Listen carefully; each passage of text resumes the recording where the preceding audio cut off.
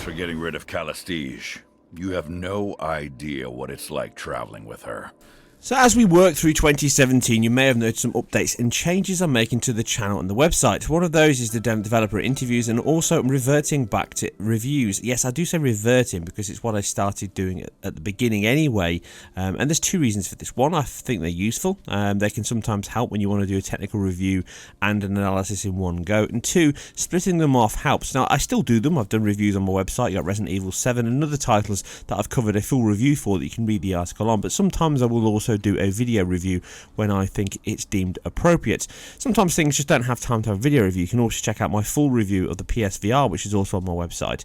But here I'm reverting back to them for two reasons. One, that, and two, because it helps publishers and developers understand why I'm getting a copy of their game and what I can do with it, because it's much more tangible and standard form for people than just a technical analysis of a title, which is still pretty niche and specific. But when I started off, nobody was really doing this kind of in-depth video analysis of these titles, and now there's obviously more people that have followed suit and it's become more popular. So hopefully it is something that will grow on my channel and website moving forward. But reviews, they are the bread and butter of most channels and websites, therefore it makes slightly more sense. Now this isn't a huge change. I'm literally mentioning it in case anyone says, why are you doing reviews? I always did reviews, I've always done reviews, and this is the reason why. Anyway, enough gabbing, on with the game. So what did I get a review copy of, you may ask? Well, you can see behind you, it is in fact a big game that has a lot of legacy. Torment Tides of Numenera is a spiritual successor and sequel.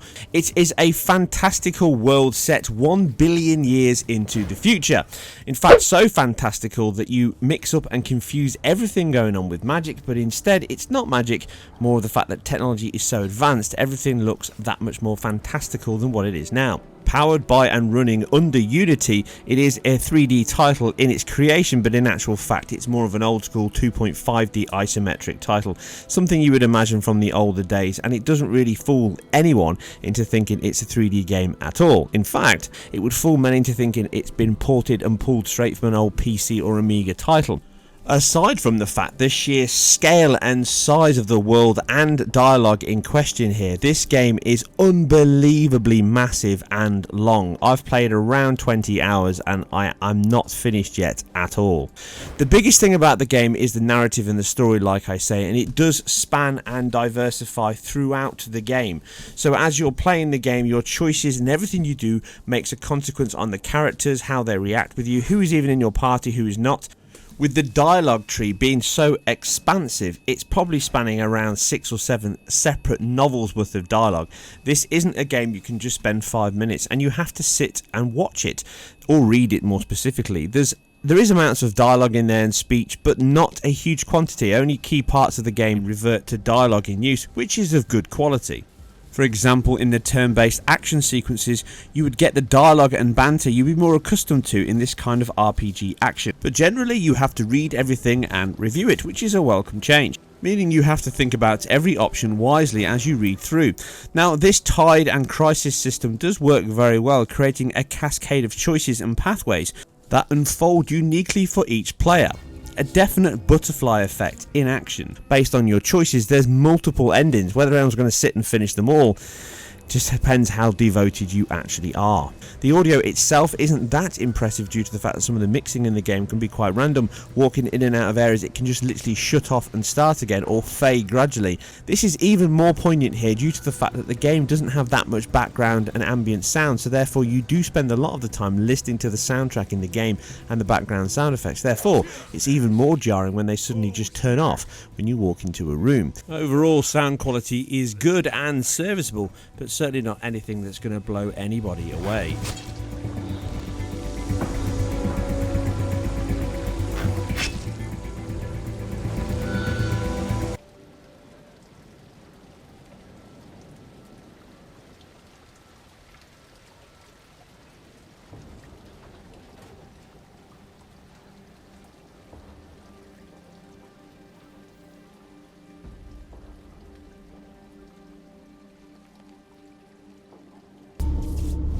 Where did he fall from? His body's smashed to talc. It's a wonder he's still breathing. All I saw was the corona, not his origin point. So you play as the last cast-off. a now disused human host by a super being that has solved the riddle of death by transferring his consciousness to separate bodies each and every time. This means you wake up with no memory of who you are or what has happened, even referencing the older game throughout the story in the title. But the whole thing is built around choice, even picking the gender from the beginning section of the game as the story unfolds. Every choice builds your character and then a preset choice of who your character is and his strengths. You can then flick if you don't like the choices at the end.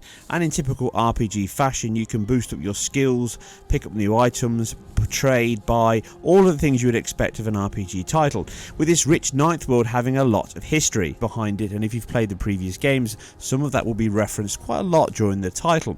Now you are then chased by the Sorrow, which you see quite early on, a horrible demonic force that's out to kill you and everything else you've ever come in contact with, and every time you die you return to this null void to restart and resume. The game has some strange moments, even to the point where you choose to have yourself eaten to learn more about the story and the inhabitants therein, which just points to how odd and sometimes weird the story can be when you play through.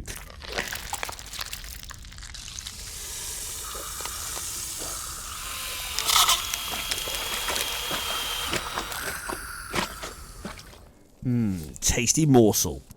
With you being a cast-off of the changing god, this is the ultimate being, it is now being hunted by the Sorrow and all of its discarded vessels, which is you and anyone else you meet during the game, which also have paid host to this changing god, and your ultimate aim is to find and destroy and bring them all together to stop this Sorrow chasing you down.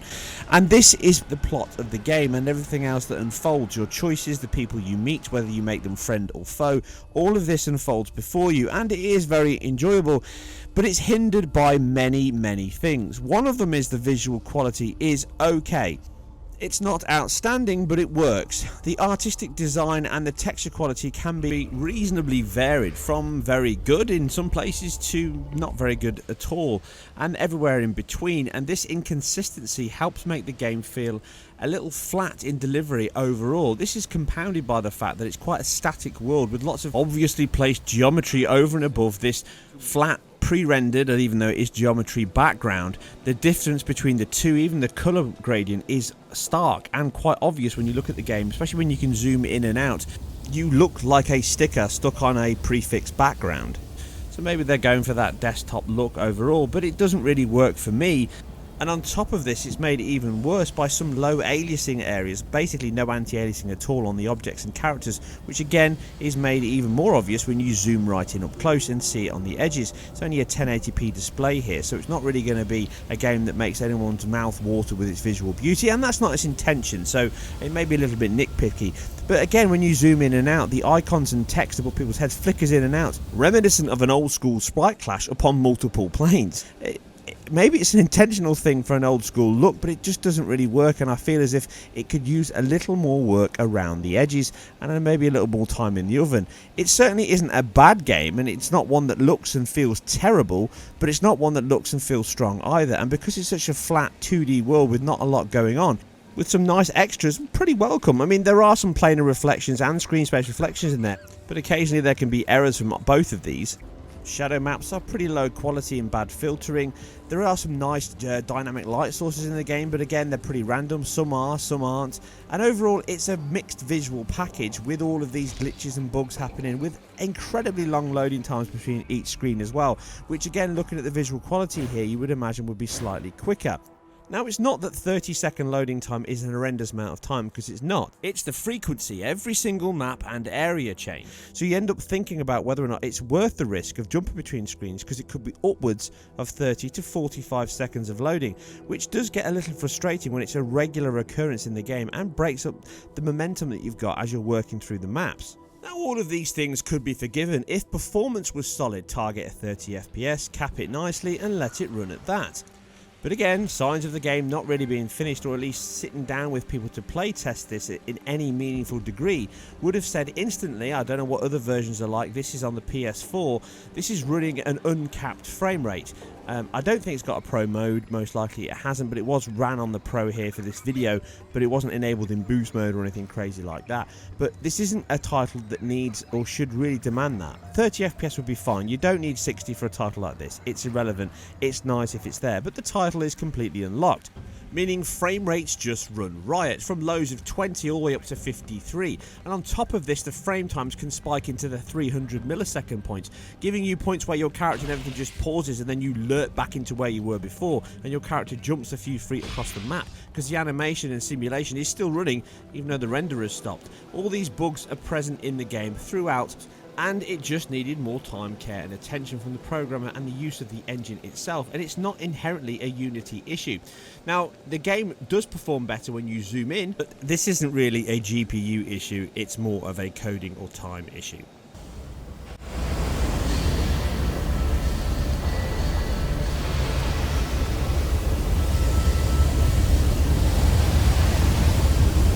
So, turning the page on that, what are we left with? Well, we're left with a title that does deliver on its promise of a vast, specific and personal tale that unfolds before you based on your choices and decisions. It's true to the game itself and the history of this title, but it isn't something that really demanded my time and hooked me in, even though the narrative is quite varied and quite disturbing at times.